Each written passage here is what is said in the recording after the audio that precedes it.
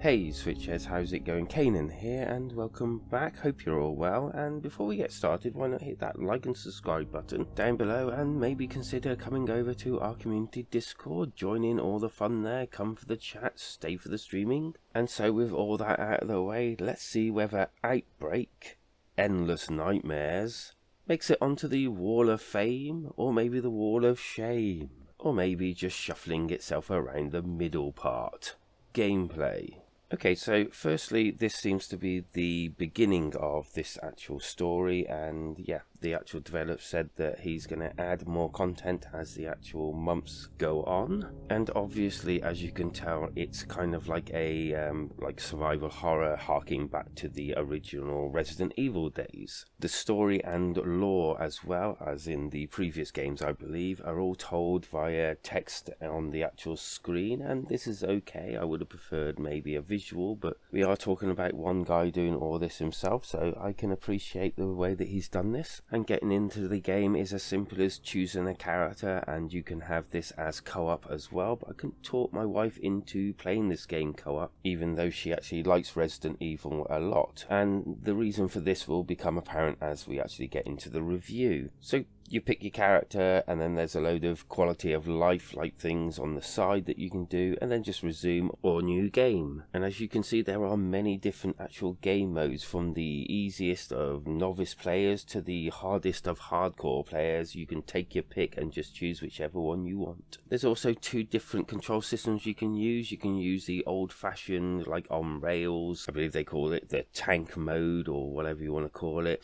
and the modern mode as well, which is the one that I kind of preferred-ish. Once in the actual game, you're presented with like a load of spectres, and they work as almost like a tutorial, giving you hints as you go along. You have a map that you can bring up so you can see where you're going and where, well, obviously where you've been. And classically, you have the inventory as well, which kind of looks like the actual classic inventories of ye olden days, where you get to swap in and out different things, but only really being able to hold a certain amount through your actual playthrough, where the actual boxes come in, or chests as they are, and these are strewn about in different places, and basically you can just put your inventory into there and you won't need to carry so much around with you. There are different weapons, from like grenade launchers to just your normal pistol, and also you got your health options as well, like your plants that you can then mix and match and do other things with to make them stronger. And you've also got knives, and you'll have to equip all of this in order to actually use them as you go along. And during the actual gameplay, you need to gain conductor coins in order to open up extra parts of the actual level. But when you actually play the game,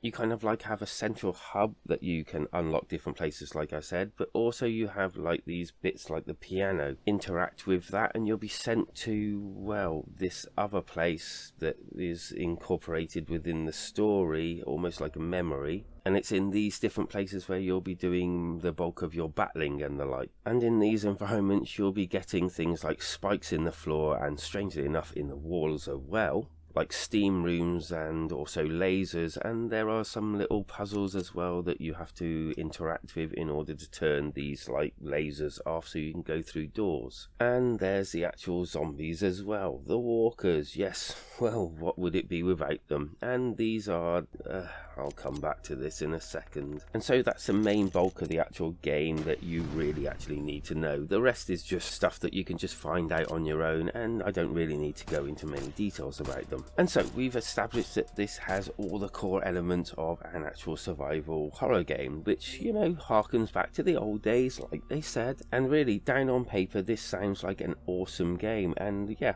this is why I wanted to play it. Unfortunately, almost every element that I could see and do in this game was broken in one way or another. The controls just felt awkward, they just didn't work properly. All the movement was mapped to the left stick, and then sort of like you couldn't kind of like look up or down or anything, which felt really weird, especially when there was traps in front of you. And yeah, you can change the actual angle of the camera many times in this game, but I found that the actual camera mode over the shoulder was the best one to actually play with, because all the others just either hid something or just didn't feel right.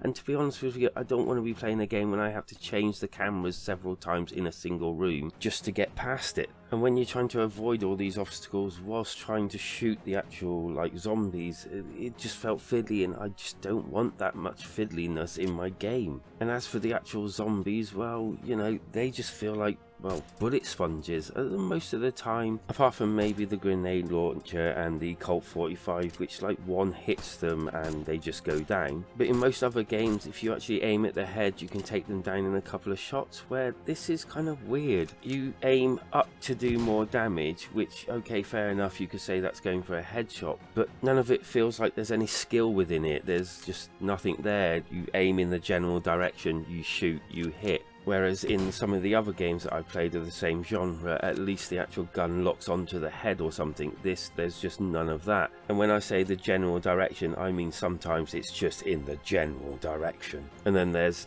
bits that fall off them, and even that doesn't really look good. It can also take a long time to load in as well, which sometimes doesn't really help its actual, cause, because why is it loading in so long? And then there's times where you go through doors and come out and there is just one other door in the room and a brick wall behind you.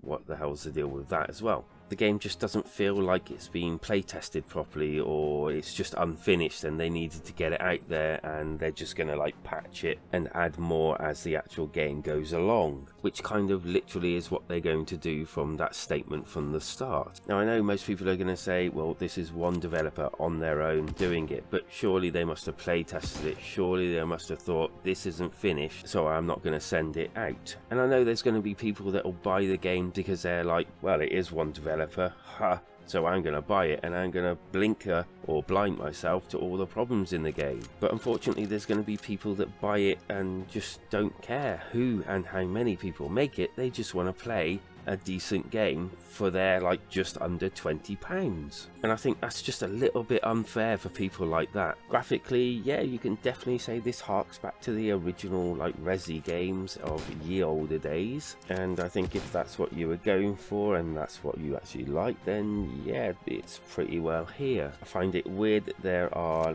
different modes that you can click on in the options menu to actually change from performance to graphics, and it, to my eyes, hardly did anything to the actual game. But I guess they've achieved what they were looking for here, which was, a game that looks like it runs off a PS1 or a PS2. Sound wise, you've got all your little things here, your bullets and your sounds of the actual zombies and background noises and things like that, and it just feels all standard, nothing really special. The good, it has actually captured that really old school survival horror type look.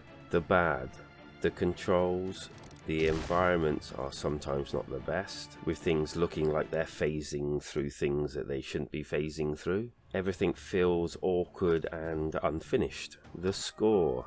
Okay, so I'm going to give it a 2 out of 5, and the reason why I'm going to give it that is because I've played it for probably about 2 hours, and I played it on the normal mode and also on the easy mode, but it just all feels so awkward. I just don't want to carry on playing it. The zombies are dumb, but because the actual control system's so awkward, and then when you've got traps around you, you kind of die just from the fact that you can't move around properly, you can't aim properly. And taken even further, the fact that your actual guns, and some should go further than others, actually don't go that far. In fact, I stood in a hallway closest to a zombie and I couldn't hit it, and I had to move forward in a small hallway. This game does have potential, and I feel really guilty giving this score to this game because the developers obviously put a bit of work into it, and maybe with enough patches this could actually be a really good game. But as it stands, it just really isn't, and I feel sorry for anyone that buys it thinking it's going to be. And even worse, my alternative is going to be almost any Resident Evil game out there on the actual eStore, because apart from Resident Evil Revelations 2, every single other one is $15.99. And yes, I played more or less all of them till the end on other consoles, apart from Resident Evil 0, which I still need to complete. I'd rather buy that and complete it than buying this, because this is overpriced. Outbreak should be $4.99, $6.99 at the most, and I'd give it a 3 out of 5 even at that score. So at the moment, as it stands, go buy a Resident Evil game, play the proper actual versions of it, and if you've completed them all, then just go back and just complete them again. It'll be worth it more than buying this. And so that's my rant over. I do apologise, it's running a bit long at the moment, but I think I'd prefer everyone not to buy this game and have the actual developer patch it before it's actually worth getting, than all you going wasting $17.99 on a game that doesn't even feel finished. And if you've got any comments whatsoever about Outbreak, leave them down in the comments. You know, that's where they're there for. And I know I'm going to get people saying, oh, but it's just one person doing it, but that does not excuse charging $17.99 for a game that's barely playable because it doesn't feel finished and is just awkward to play. And it's even worse that this isn't the only Outbreak game on the eShop. There are others, and it just doesn't seem to feel like anything's been learnt by them, and they're cheaper than this one. And it's kind of like, what happened in this game to warrant a price hike? Is it like, I just don't understand it at all. And so hit that like and subscribe button if I've saved you a bit of money, or if you enjoyed the video, or you know, you just want to see more of my content. Don't forget to come to the community Discord. We're always there, we're always happy, and we're always chatting, because life is better when we switch together.